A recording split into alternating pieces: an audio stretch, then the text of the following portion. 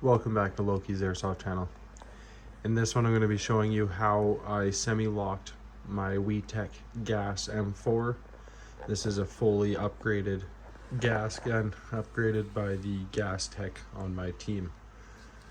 So he buys the parts all separate, lower and upper, and builds it from the base up rather than buying a stock one and taking all the stock parts out and putting upgrades in. So steel complete trigger RA Tech upgrades. So you'll see why these parts are out. These are the auto function parts, the auto sear, auto pin, and spring. So when semi-locking this gun, you don't need those features, and actually in all reality, when you remove those, full auto will still function.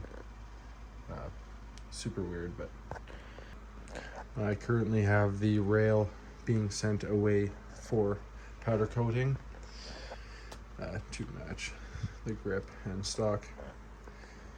The barrel is a 20-inch, obviously the RA Tech bolt, and of course an impasse. Running this long barrel, I had to semi-lock so I could run a higher joule for outdoor. I can now run 1.88 joules. Now let's get into this and I'll show you what I had to do to semi-lock. Okay, so here's the internals. So you can see originally where the auto functions would sit, in that slot there, held by the pin, spring, and auto sear. So those you will not need if you're going to semi-lock your WeTech M4. So if you can see the selector, you can see where I have removed material. I have removed the nub. So this is the side that originally has the nub, and this is a new age selector. So the side with the nub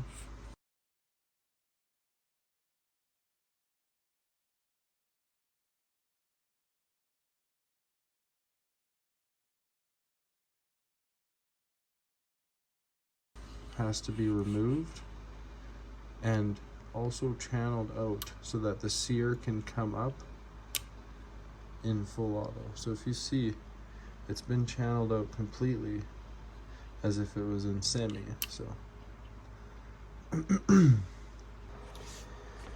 okay, to make sure that the hammer is going to lock back in semi, how to do that is to pull the trigger, have the hammer drop, hold it as if you were in full auto, and set it, and see if it comes back. So now it's held. You can let go of the trigger and make sure that it's still set, which it is. So that means semi is working properly. So with the channel cut out from the selector that you can see right there,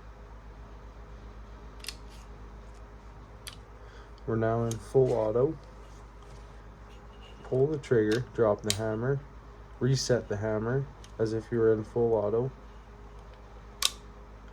It catches now. Let go, set. We have now semi-locked the gun. Okay, if you take a look at the sear, you can see the slot that I've channeled out.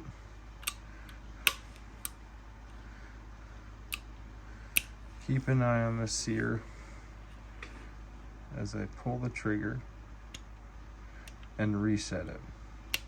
You'll watch the sear come up quite a bit. So that amount is where you need to remove that material. So you can see where I've removed it. That is to allow the hammer to reset and still catch. So let's get this out and I'll show you closer up what I removed.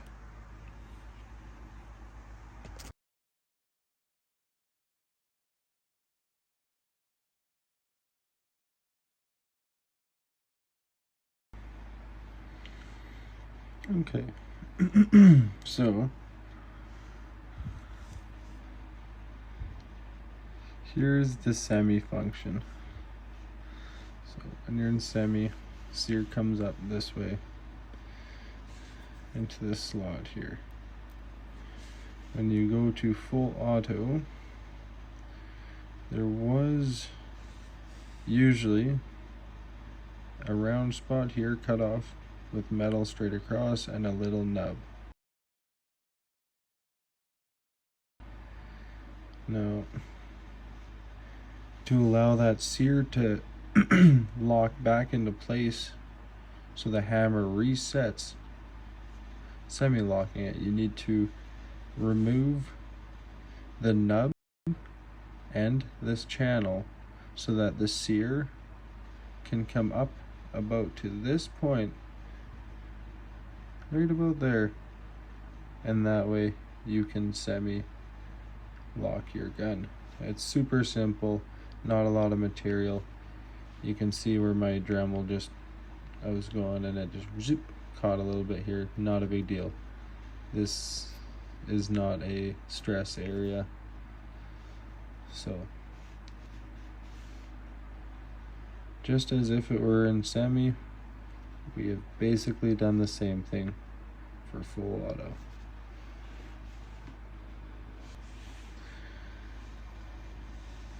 And by no means do you need to take as much as I did side to side here. I just did that just in case this sear moves. I don't want it to catch. So at this point, there's no way it'll ever catch and accidentally full auto.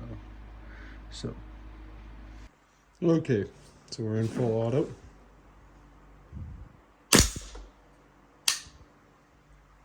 Holding the trigger.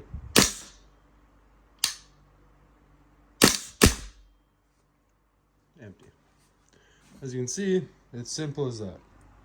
So I know semi-locking the WeTechs when they are stock is a lot simpler. You just remove the nub. But with new age components and RA Tech upgrades, you still can semi-lock just by removing enough material like I've shown to allow the sear to come up. So if you like this video or this video helped, leave a like, comment, subscribe. Thanks, and stay tuned for more.